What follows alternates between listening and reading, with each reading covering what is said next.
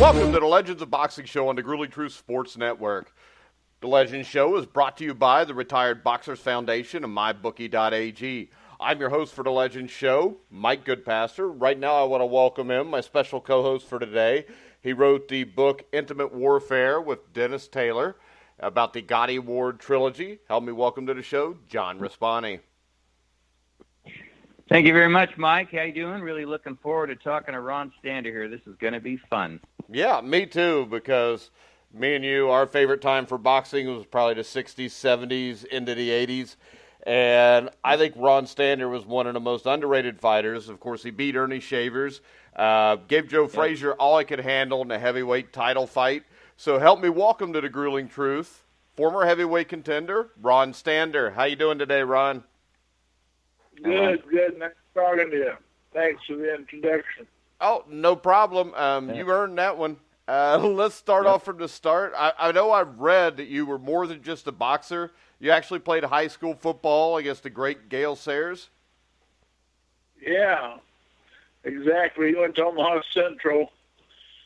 I was in Iowa, Council Bluffs, right across the river. It was Council Bluffs, Abraham Lincoln. I had the pleasure of tackling him a couple times, and also not tackling him. Yeah, you can juke, boy. You can juke you. You just standing there looking at him. He was the best I ever played against. Mm-hmm. Yeah, I'm sure a lot of guys could say that. So, Ron, tell us this now. What drew you to boxing, and how old were you when you first got interested and laced on the gloves? My uncle was a boxer. Ray Lindley. He was a light heavyweight in the Midwest here. He was pretty good. He was undefeated for a long time.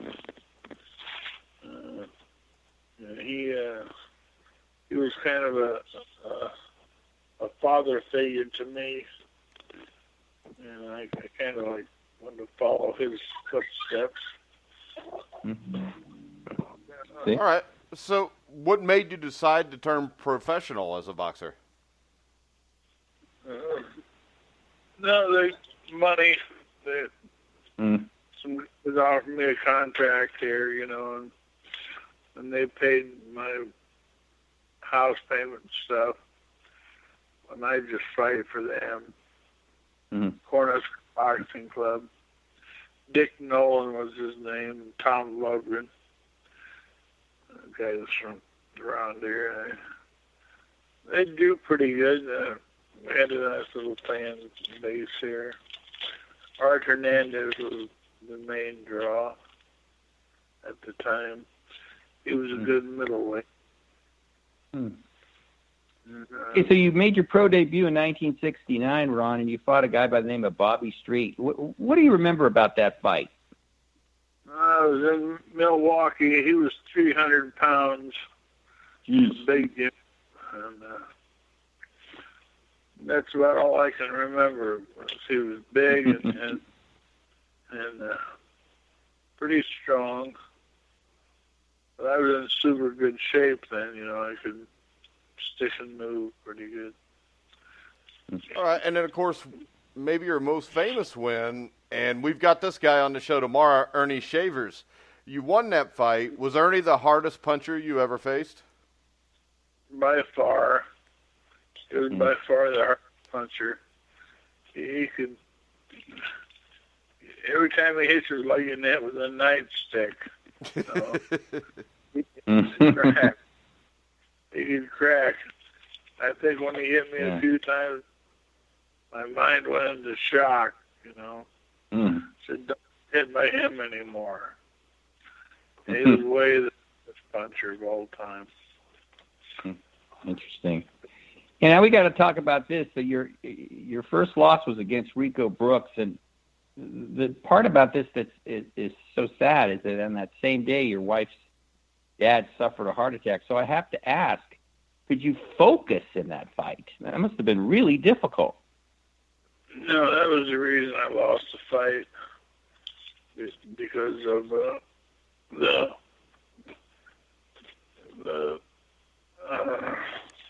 no concentration, you know. Mm-hmm. And my father, he was a guy, and he had a heart attack, so instead of me laying down resting for the fight, I had to take her to the airport and get her on her plane, get her off, get her back home, you know. And I just blew my concentration for the fight. Yeah. And, but they had the referee, or the judges were professional wrestler judges and stuff, you know. But anyway, I'm not going to cry about that. I got ripped up. Yeah. Yeah, and then you get a title shot against Joe Frazier, and why don't you tell us a little bit about how you prepared for that fight? I know you trained in Boston for the fight with trainer Jimmy Dunn. Yeah, Johnny Dunn, he was a good guy, good trainer, and we got, you know, just the usual training, run 5 miles in the morning, and go to the gym in the afternoon, and get in bed early, do it again the next day. Had some good sparring partners. Had John Dino Dennis. Okay. He was a good fighter, a friend of mine, good sparring partner. And Mighty Joe Young, had him for a sparring partner. He's the one that broke my nose a couple of weeks before the title fight was coming on. Mm-hmm. Threw a long uppercut, cut on the end of the nose, snapped it. Now, how big a deal did that play with the fight? I mean, was something that was healed by then, or something that bothered you through the rest of the training and the fight? Yes, exactly. It was a real pain in my ass. It was a pain and bothered me bad, but I couldn't call the fight off, you know. I had to go for it. I mean, maybe it might have, but I wasn't going to call the fight off. It was a broken nose. Yeah. And I went for it. Yeah. But it was, God, I got to ask you about that, Ron, because I was watching that on TV in 1972, and I remember you buckling Joe Frazier's knees in the first round. Is that your most vivid memory, or what? When you think of that fight, what is the first thing that pops into your mind? My training routine was to throw an uppercut. He was low, you know. He'd bend over low and try to steam up for this uppercut, you know. Had him all set up and threw the punch, and he threw a left hook right at the same time I was throwing it. I pulled back off of it and missed him by an inch or two. If I could land with that uppercut, that might have helped me a little bit also. Mm-hmm. Mm-hmm. He was a good fighter, you know, obviously. Yeah, and I've read that loss spun you into kind of a depression. You didn't train as hard after as you did before that fight. Can you talk to us a little bit about how that loss affected you? Yeah, it's just a bummer, you know, and everybody wanted something, and nobody wanted to, you know, hang around with me. And I had a divorce going at the same time. And I got divorced. It's just a bummer. Bad period of time. Yeah. Yeah. I guess you find out who your friends are then, huh? 3 years later, though, Ron. Yeah. 3 years later, you had come back nicely. You'd won 3 fights in a row, including a victory over Terry Daniels. Did you think, you know, here I go, I might get another shot, title? Yeah, I thought I could get another shot. Yeah, and then you fought Scott Ledoux. You lost a disputed decision. From everything I read, a lot of people thought you won. I'm guessing you feel you won that fight? After the fight, Ben Sternberg, the promoter, came back to my dressing room and said, "Butcher, here's $500 extra. You just got ripped off on that decision." He gave me $500. Like a little, Interesting. Bonus, yeah. Ben Sternberg gave me 500 after the fight. Said I got ripped off. Yeah. How about when you fought Ken Norton? I'm sorry. Go ahead. Ken Norton. Yeah, when you fought him, do you think the fight was stopped too soon? Yes. He was the luckiest fighter going. I mean, he knocked out Bobbick with that overhand right. And, he cut somebody else's eye. Mm-hmm. Norton. And, he was a lucky fighter. He had the reach and the height and everything, but he was a lucky fighter. All right, so I know the other interesting one I saw was you went to South Africa later on in your career to fight Harry Coetzee. I think it was his 11 for 12 fight. What was it like to fight in South Africa? They booed me and threw stuff at the flag and booed the national anthem. Yeah, so it's not a place that you went back onto vacationing? Right, exactly. Yeah, it was something else. You retired in 1982, Ron, and I know you were 38. And was it hard to retire? I mean, did you have regrets when you had to hang the gloves up? Yes. Yeah, I didn't. I felt that I hadn't given it 100%. Way through, and then I refereed a bunch of fights after that, but it wasn't the same. So when you say that you didn't think you gave it 100%, are you talking more about during training? Yeah, training and matchmaking, and my manager sold my contract to a couple other guys. I was just on my own, more or less. I didn't give it all I had. But there's a few fights in there that Jack O'Halloran and Manuel Ramos, tough guys, though. Yeah, Jack O'Halloran. What didn't you just have him on your Ringside Boxing show, John? Yes, we did, Ron. We just had Jack on, and he is a writer also, and he's an actor, and he's a very interesting guy. Tough guy in the ring, though, huh? Yeah, he was tough, and he is interesting. He can just seen it. Yeah, I just saw him a couple of months ago. Oh, he did? Back here in Omaha. He was in Omaha. Nice. Yeah. All right, so you're close to where Terrence Crawford fights. I think you've been to a couple of these fights. What's your thoughts on Terrence Crawford? Yeah. Very good fighter, trains hard, hard worker, skilled, fast. He'll be around for a long time, as long as he wants. He's got to watch who he fights next and where he goes. Yeah, he's got. I got to ask you about today's. Yeah, I got to ask you about today's heavyweights, Ron, because I'm just curious. I mean, when Mike introduced you, we were talking about what the time we loved. I mean, Mike and I, heavyweights were so deep in those days, and now it's obviously pretty thin. Do you sometimes wish that you were fighting today to see how you could have done against these guys? Right.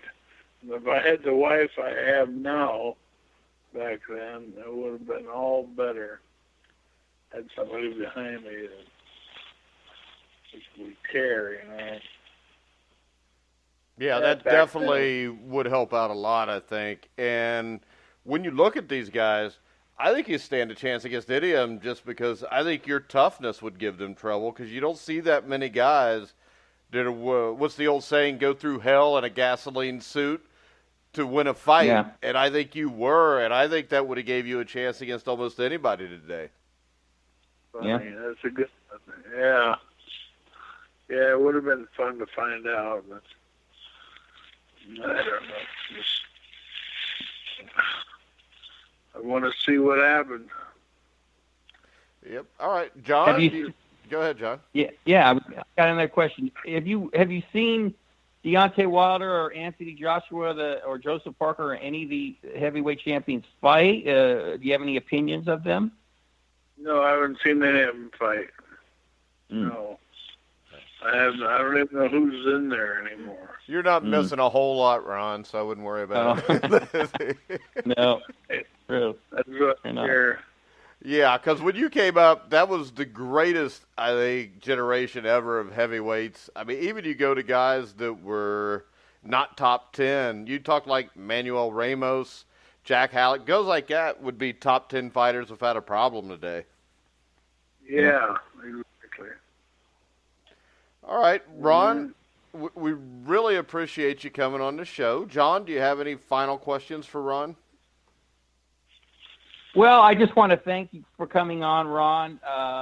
When Mike mentioned you, we both got excited and giddy like a couple of little kids because we remember you so well. And I personally just want to thank you for all the guts you showed in the ring.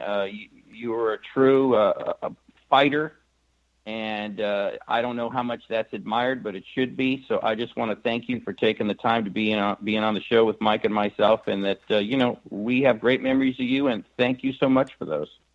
Get it?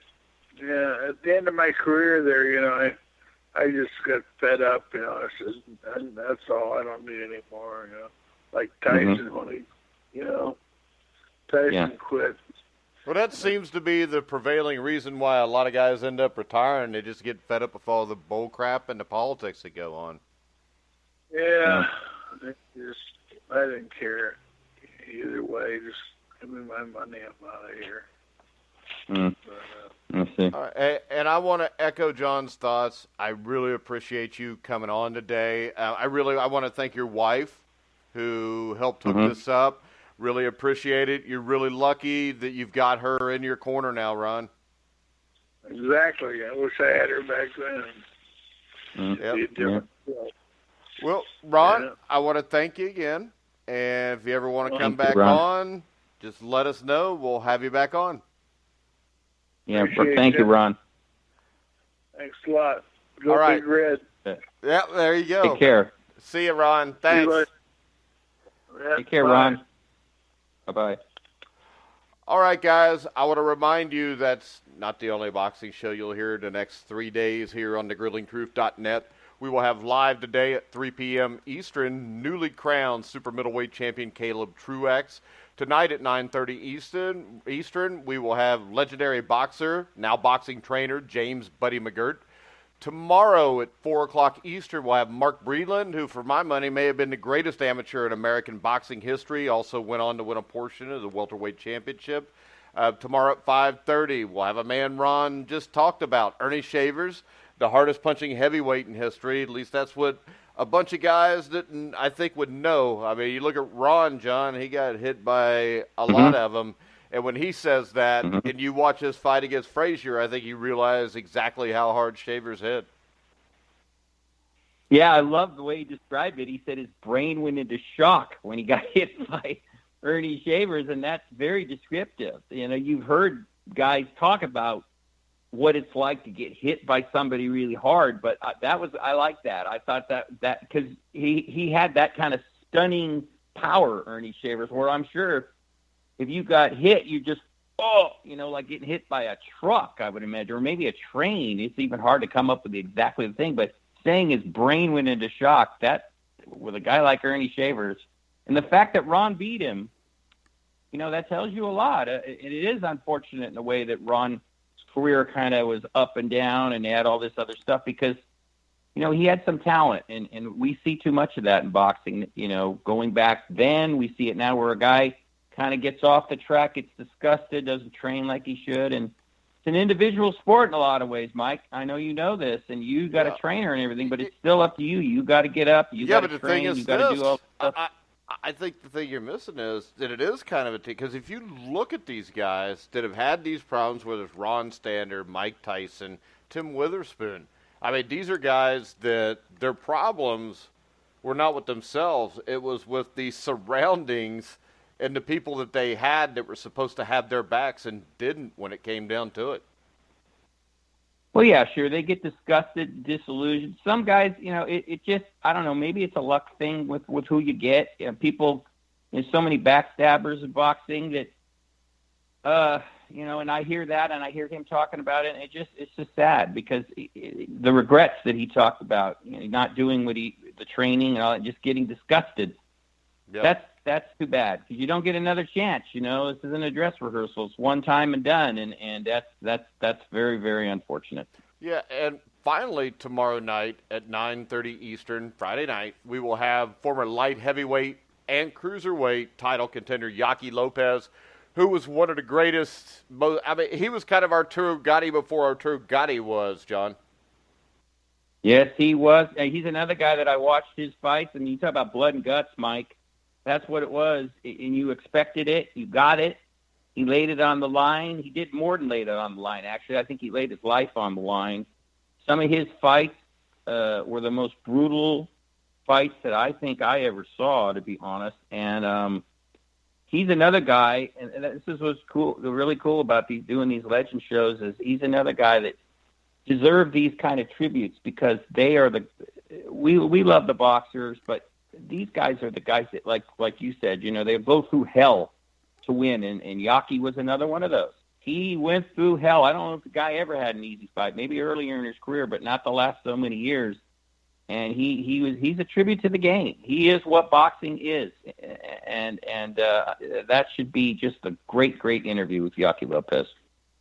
All right, and also, we're not done yet, and there'll probably be more added for the weekend, but Saturday at 4 o'clock Eastern, I think it was 4 o'clock Eastern. It might have been 6. I don't know. I just talked to him, so hopefully he remembers. We'll have former lightweight champion Johnny Bump City Bumpus. Was it lightweight or junior welterweight? He was junior welterweight champion, wasn't he? I think he's junior welterweight. Yeah, because he lost it to Gene Mad Dog Hatcher, but Johnny Bump City Bumpus will be here at 6 o'clock Eastern Saturday night. And if you go to thegruelingtruth.net, you can see all of our shows, all the interviews. You can go to iTunes, download the app, which will get you all of our podcasts. Also today at 5 o'clock, we will have the Clammon Natural Health Show, which will be talking about holistic sports medicine, naturopathy. But I think that's about it, John. Another great show. And if you need the perfect gift to buy a boxing fan for the holidays, go to Amazon, look up Intimate Warfare. I think it was pictures by Ed Mulholland. We had Dennis Taylor authored the book with you. It is an outstanding book. And I think that I saw where it's number 18 on the Amazon bestseller list right now. So if you love boxing or you got a boxing fan, definitely buy them this book. Thank you, Mike. Yeah, and that's how we feel, and we wrote it for the fans in a way, and I thank you so much.